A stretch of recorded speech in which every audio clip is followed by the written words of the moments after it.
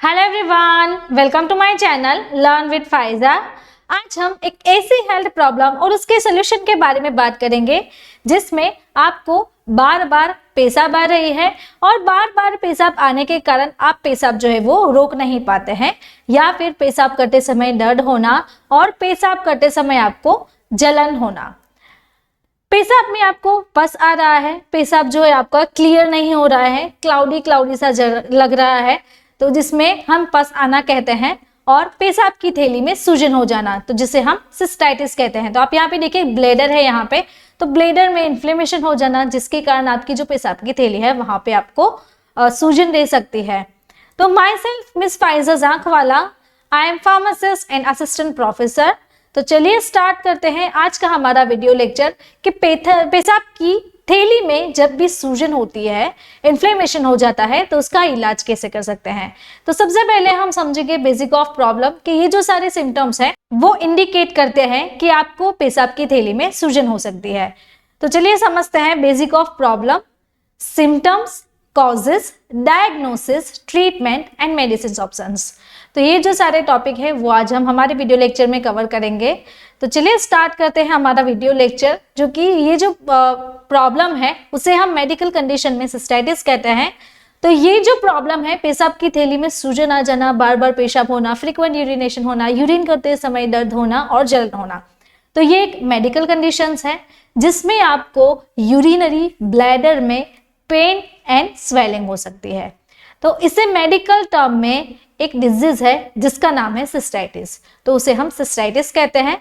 अब सिस्टाइटिस के बारे में थोड़ा सा जान ले, तो सिस्टाइटिस में यहाँ जो ब्लैडर आप देख रहे हैं वहां पे इन्फ्लेमेशन हो जाता है। तो इन्फ्लेमेशन भी आप यहाँ पे देख सकते हैं, यहाँ पे रेड कलर का ये जो डॉट है उसमें सूजन हो गई है, इन्फ्लेमेशन हो गया है, जिसे हम ब्लैडर सिस्टाइटिस कहते हैं। अब हम सिम्टम्स के बारे में जाने कि इस डिजीज का सिम्टम्स क्या है, कौन कौन से लक्षण दिखने लगते हैं। तो सबसे पहले आपका जो यूरिनरी ब्लैडर है उसमें पेन होना, पेशाब की थैली में दर्द होना, आप जब भी वहां पे टच कर रहे हैं तो उस समय भी आपको दर्द होना, और पेनफुल इंटरकोर्स होना, वहां पे दर्द होना, काफी ज्यादा पेन रहना, यूरिन करते वक्त आपको दर्द होना, पेनफुल यूरिनेशन होना, और वहां पे आपको बर्निंग हो रहा है। जब भी आप पेशाब कर रहे हैं तो पेशाब की नली है वहां से आपका जो यूरिन जब भी पास होता है उस दरमियान आपको जलन महसूस होती है और दर्द हो सकता है।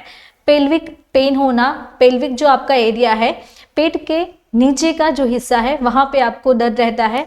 फीकनेस और फटीग यानी कि थकान रहती है, बॉडी हमारी जो है थकी थकी सी रहती है, और नोजिया या फिर वॉमिटिंग जैसे सिम्टम्स रहते हैं। आपका जो यूरिन है वो इस तरीके से डार्क हो सकता है। तो आप यहाँ पे देखिए, जब भी नॉर्मल यूरिन जो होता है वो पेल येलो कलर का होता है, तो यहाँ पे ये ब्राउन कलर का यूरिनेशन हो गया है। तो यूरिन का कलर चेंज हो जाना और यूरिन के साथ ब्लड आना, जिसे मेडिकल टर्म में हेमेटूरिया कहते हैं। तो अगर किसी को ये बीमारी भी है तो उसे ये जो सिस्टाइटिस है वो सिम्टम्स इंडिकेट करते हैं।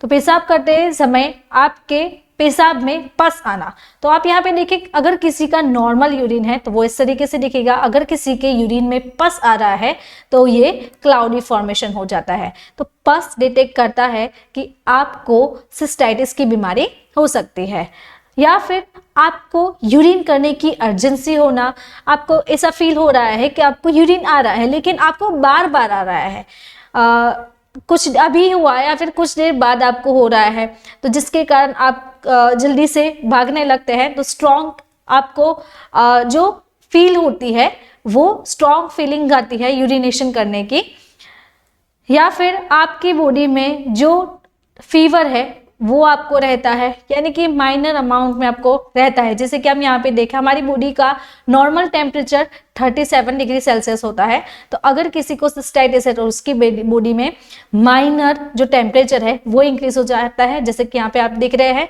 38 डिग्री सेल्सियस तक का हो सकता है। नाउ वीडियो के बीच में मैं आपको बताना चाहती हूँ, हमारी एक न्यू लॉन्च बुक है जिसका नाम है डिजीज एंड ट्रीटमेंट।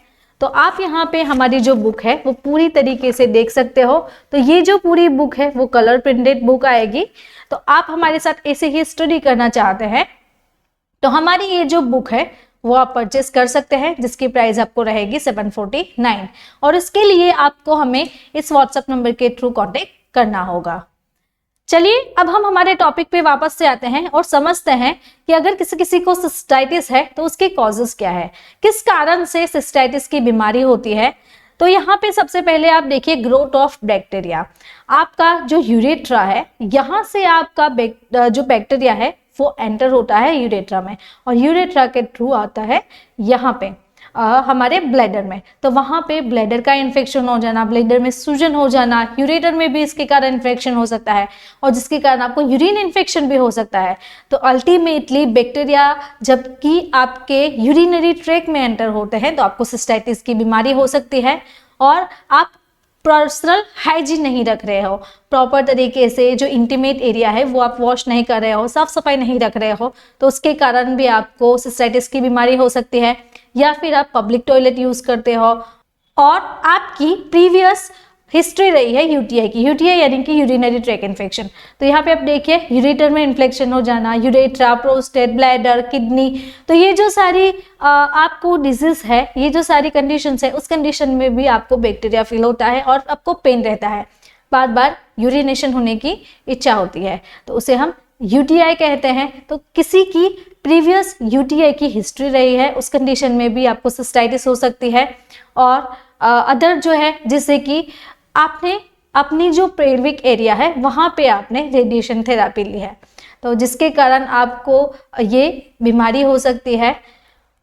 लंबे समय से आपने कैथेटर यूज किया है, तो कैथेटर यूज करने के समय भी आपको ध्यान रखना है कि पेशाब की थैली में वहाँ पे उसका इन्फेक्शन हो सकता है लंबे समय से।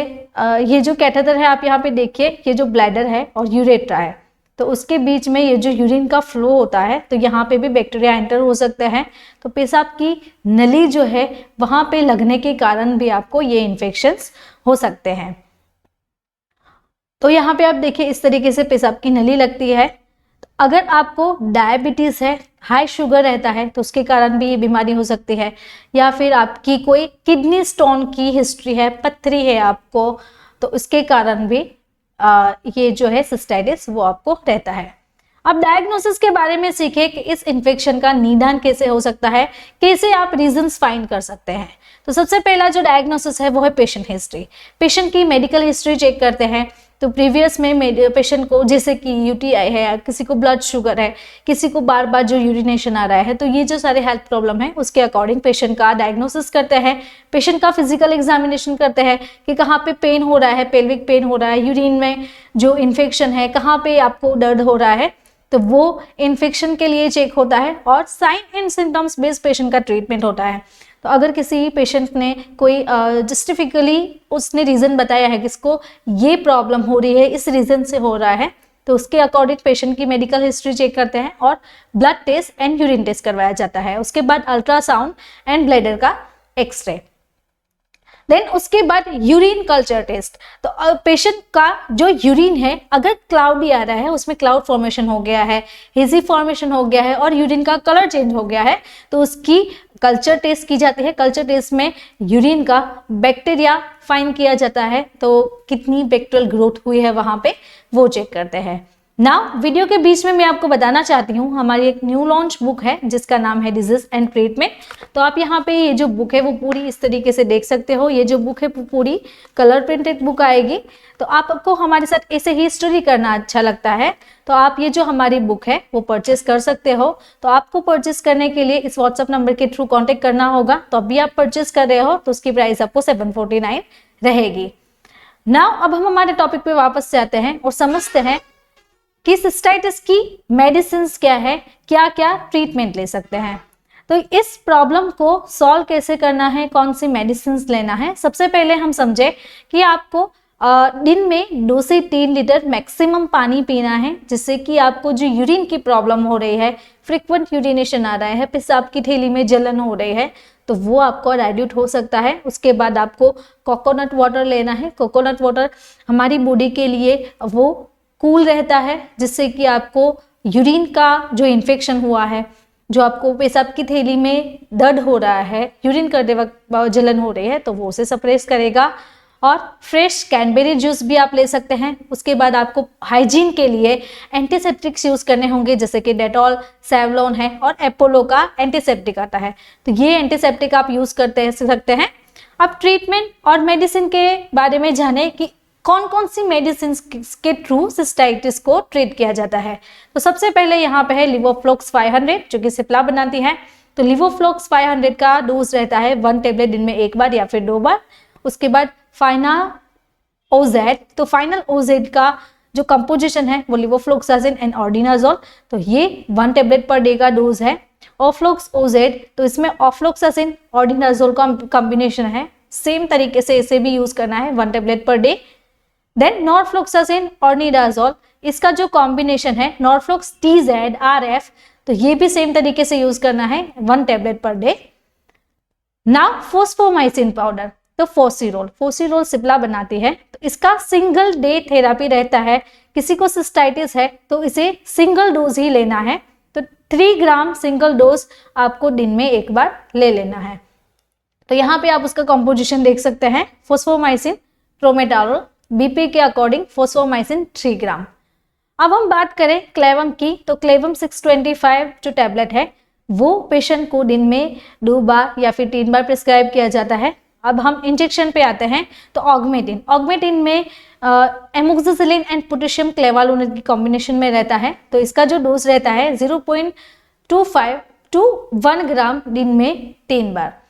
अब हम जाने क्लोट्रीमाजोल टैबलेट के बारे में, तो क्लोट्रीमाजोल ये जो टैबलेट है वो कैडिला फार्मास्यूटिकल कंपनी बनाती है, तो इसका डोज 1 टैबलेट पर डे का रहता है। नाउ नाइट्रोफ्यूरेंटेशन सस्टेन रिलीज टैबलेट, तो ये टैबलेट का भी दिन में 2 बार या फिर 3 बार डोज रहता है। सिफाड्रोक्सिल टैबलेट भी पेशेंट को सिंगल टैबलेट दिन में 1 बार या फिर 2 बार प्रिस्क्राइब किया जाता है। टैक्जिम OCV, इसमें सिपेक्जिम एंड पोटेशियम क्लेवालोनेट, तो CV4 क्लेवालोनेट, ये इसका कॉम्बिनेशन है, तो ये टैबलेट को भी पेशेंट को दिन में 1 बार या फिर 2 बार प्रिस्क्राइब करते हैं। अब बात करें सेफ्ट्राइजोन इंजेक्शन यानी कि मोनोसेफ, तो मोनोसेफ की 2 वेरिएंट्स है, 1 ग्राम एंड 2 ग्राम, तो स्पेशली IV एंड IM के लिए यूज करते हैं।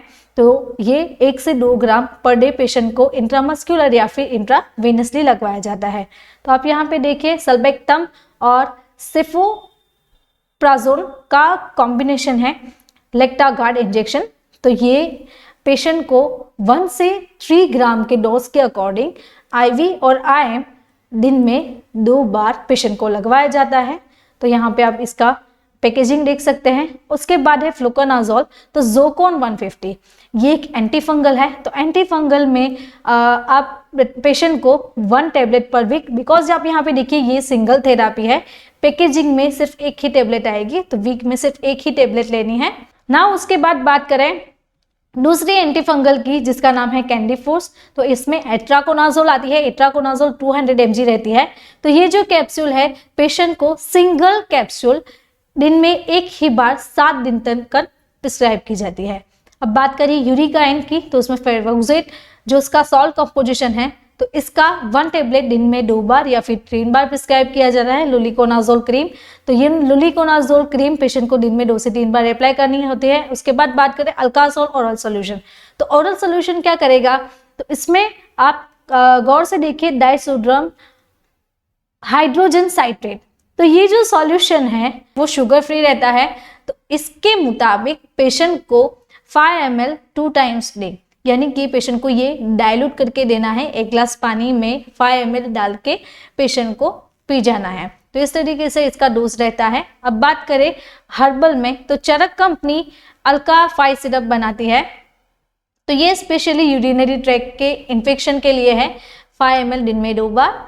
अब बात करें हिमालय में रिनल का सिरप आती है, तो इसका भी सेम डोज रहता है। देन हिमालय वीजेल, अगर किसी को वहाँ पे बहुत ज़्यादा जलन हो रही है तो वीजेल जो है वो दिन में 2 से 3 बार अप्लाई करने की होती है। SBL के ड्रॉप्स भी आते हैं, तो ये जो ड्रॉप्स है 10 से 15 drops half cup of water में पेशेंट को दिन में 3 बार पीने के होते हैं। देन क्लियर स्टोन, अगर किसी को किडनी में स्टोन जमा हो गया है जिसके कारण उसको पेन हो रहा है, तो क्लियर स्टोन ये जो ड्रॉप्स है वो भी पेशेंट को हाफ कप ऑफ पानी में 10 से 15 ड्रॉप्स दिन में 3 बार प्रिस्क्राइब किए जाते हैं। तो अगर आपको मेरा ये वीडियो अच्छा लगा तो आपको ये वीडियो भी अच्छा लगेगा। ऐसे ही डिजीज एंड मेडिसिन के बारे में आपको जानकारी चाहिए तो आप मेरे चैनल को सब्सक्राइब कर सकते हैं और कमेंट बॉक्स में कमेंट ड्रॉप करके भी मुझे बता सकते हैं कि आपको कौन से डिजीज और कौन से मेडिसिन के बारे में जानकारी चाहिए। Thank you for watching my video.